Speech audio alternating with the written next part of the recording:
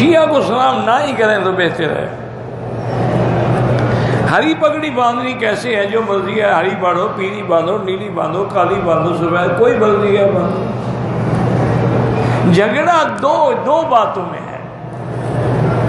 एक तो ये है कि हरी पगड़ी बांधने को सरकार दो आलम की सुन्नत न बनाओ। हजूर पाक ने हमेशा सफेद अमामा इस्तेमाल फरमाया, और सुन्नत वो होती है जिस पे हमेशा अमल हो। अब काली पगड़ी हजूर ने फतह मक्का के मौके पर बांधी है, तो ठीक है काली पगड़ी जायज है, लेकिन सुन्नत नहीं है। एक दफा आपने बांधी है तो जायज तो हो गई, लेकिन सुन्नत वो है जिस पे हमेशा का अमल हो, और वो है सफेद। और साथ ये भी फरमाया कि मर्दों के लिए सफेद, औरतों के लिए रंगदार कपड़ा जो है वो अल्लाह को ज्यादा पसंद है। एक दो मेहरबानी ये करें कि सब्ज पगड़ी को हुजूर की सुन्नत न बनाएं, ये सुन्नत नहीं है। और दूसरी बात ये है कि हर मुसलमान अपनी अपनी पार्टी को रंग देने के लिए अलग रंग की पगड़ियाँ इस्तेमाल करता है, ये भी नाजायज है। मुसलमानों में तफरका डाल रहे हो कि ये हरी पगड़ी वाला है, और ये पीली पगड़ी वाला है, ये वास्कट वाला है, ये कुर्ते वाला है। ये क्या है? कोई चीज ताकि मुसलमानों में एक फिरका नुमाया नजर आए, ये करना भी शरीयत में नाजायज है। बिल्कुल आजकल तो रिवाज बन गया है ना जी कि हर इलाके के पीर ने अपने तरीके से टोपियाँ बनाई हैं, अपने तरीके से कुर्ते बनाए हैं, अपने तरीके से गले में डालने के लिए उन्होंने दुपट्टे बनाए हैं। ये सब चीज़ें शरीयत इस्लाम के खिलाफ। बिल्कुल जो कपड़ा मिले अल्हम्दुलिल्लाह, न मिले अल्हम्दुलिल्लाह, बस अल्लाह की रज़ा पे राज़ी रहें। अगर मैंने 3 रकात इमाम साहब के साथ पढ़ी हैं तो अब चौथी रकात में सिर्फ फातिहा भी पढ़ सकते हैं, और बाद उलमा कहते हैं कि नहीं, ये गोया कि चौथी रकात आपकी उस पहली के बदले में है, लिहाजा सना भी पढ़ें, फातिहा भी पढ़ें, सूरत भी पढ़ें। अम्मा हवा को बाएं बसी से पैदा किया, आदम अलैहिस्सलाम सिला दिया, क्या महर देते हो? अल्लाह पाक ने फरमाया कि मैं तुम्हारी बीवी है, महर क्या दोगे? उन्होंने कहा कि महर दरूद शरीफ पढ़ो। ये सब झूठी किस्सें हैं गाएं। ना वहाँ निकाह की ज़रूरत थी, और न किसी मौलवी साहब ने खुतबा पढ़ा था, न गवाहों को बुलाया गया। जब अल्लाह ने कह दिया तेरी बीवी है, बात ही ख़त्म होगी, तुम कौन रोकने वाला? और ये पता नहीं मसले कैसे बनाते हैं, मुझे तो बड़ा दुख होता है। किसी से पूछो कि क्या दरूद शरीफ महर के एवज हो सकता है कि नहीं? भाई दरूद पाक महर का बदल बन भी सकता है कि नहीं बन सकता?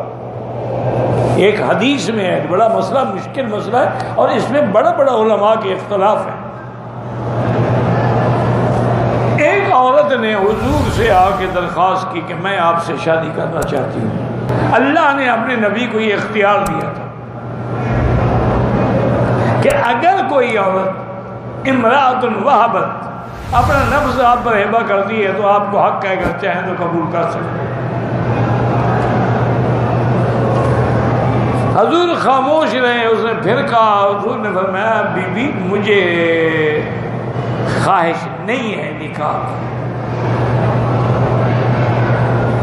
एक साहबी बैठे थे, उन्होंने कहा हजूर अगर आप निकाह नहीं करते मेरा कर दें।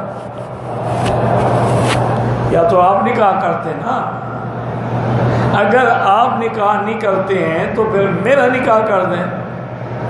हजूर ने फरमाया हल माँ का शैउन, तुम्हारे पास कुछ है भी सही अकुल मार देने के लिए? उन्होंने कहा यही चादर है जो बांध के बैठा हूँ। आपने फरमाया कि जाओ अल्लाह के बंदे कोई तलाश तो करो, फल तम इसवलो खातमन मिन हदीदिन, चाहे लोहे की अंगूठी हो। ये माना है थोड़ी सी चीज़, वरना लोहे की अंगूठी पहनना तो हराम है। हजूर कैसे फरमा दे कि लोहे की अंगूठी ले आओ? माना था भी कोई हकीर कोई थोड़ी सी चीज़ ढूंढ के ले आओ। उसने कहा हजूर मैं क्या ढूंढ के ले आऊँ? जिसके घर में मिट्टी के सिवा कुछ नहीं है। तो अब हुजूर ने अच्छा हल माअका मिनल कुरान शैउन, तुम्हें कुरान की कोई सूरत याद है? हमारी सूरत कज़ा व कज़ा व कज़ा व फला सूरत याद है, फला याद है, फला याद है। और उन्होंने अच्छा ऐसा करो तुम अपनी बीवी को यही सूरतें पढ़ा देना। उन्होंने कहा जी बिल्कुल हाजिर, मैं क्यों ना पढ़ाऊँ, मेरी बीवी है पढ़ाऊँगा। तो इसलिए उलमा ने इस हदीस को सामने रख के इस्तदलाल किया है कि क्या कुरान की तालीम जो है वो हक़्क़ुल महर के एवज़ हो सकती है, बुज़ुर्ग के एवज़। तो बाद इमाम फरमाते हैं ज़ाहिर हदीस को देख कर क्या हो सकती है, जब हुज़ूर ने फरमाया तुम पढ़ा दे इसको बस ये सूरत है। इमाम अबू हनीफा रहमतुल्लाह अलैह कहते हैं कि नहीं, हक़्क़ुल महर है क्या, पहले ये तो बताओ। हक़्क़ुल महर जो है वो औरत के जिस्म यानी शर्मगाह हवाले करने के बदले में है। तो फरमाते हैं उसके बदले में तुम कुरान दोगे। ये तो माना था कि अभी तुम्हारे पास कुछ नहीं है, कुछ पढ़ा देना, जब अल्लाह पैसे देगा बाद में दे देना हक़्क़ुल महर, वक्ती तौर पर तुम उसको तालीम दे दो। तो लिहाजा हनफी मसलक में तो कुरान या दरूद हक़्क़ुल महर के बदल बन ही नहीं सकता। तो अल्लाह पाक ने बीबी हवा को, हज़रत आदम को कहा कि दरूद पढ़ के हक़्क़ुल महर अदा करो। पता नहीं ये मौलवी साहबान वहाँ छुपे बैठे होते हैं, इनको डर नहीं आता खुदा को क़यामत में क्या जवाब दे। कहते हैं आदम अलैहिस्सलाम ने गंदम का दाना खाया। एक मौलवी, बहुत बड़ा मौलवी, मैं नाम नहीं लेता उसका, अगर जिंदा है तो अल्लाह उसको हिदायत दे, और अगर फौत हो गया है तो अल्लाह उसकी मग़फ़िरत करे। उसने मुझे खुद कहा, उसने कहा मक्की साहब ये जो गंदम का दाना है ना यही सारा अज़ाब है। मैंने कहा हज़रत कैसे? कहने लगा हज़रत ये गंदम का दाना जो है, दो ही तो दाने है ना, एक गंदम का दाना खाने वाला, एक औरत वाला गंदम का दाना, शक्ल देख लो एक जैसी है कि नहीं है। इन्हीं दो दानों ने तो हमें ख़राब किया। आदम को भी इसी गंदम दाने ने निकाला था ना। अगर खुदा का खौफ करो, तुमने कब्र में नहीं जाना। कुरान कहता है हमने आदम हवा से कहा कि इस दरख्त के करीब न जाओ, तो गंदम का दाना तुम कहाँ से ले आए? गंदम दरख्तों पर लगती है। वला तक़रबा हादिही शजरा,